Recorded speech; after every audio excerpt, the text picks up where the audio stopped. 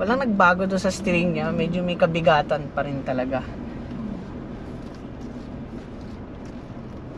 Pero yung power niya, ganun pa din. Pero ang maganda dito kasi sa Montero, smooth yung pagka-diesel niya. Parang hindi siya masyadong ma-vibrate. Tapos yung power niya, pag tinapakan mo, yung torque niya, hindi mo kagad na mararamdaman na sumisipa kagad. Yung parang may nandun sa gitna ng pagka-luxury feel na hindi ka bibiglayin ng sasakyan. Suspension niya, maganda rin. Hindi siya matagtag.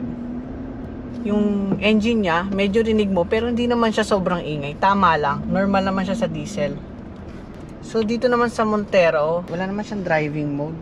Yun lang talaga yung sa 4x4. Pero meron naman siyang diff lock, which is mas magagamit nyo sa activity, lalo na kung nag-overland kayo.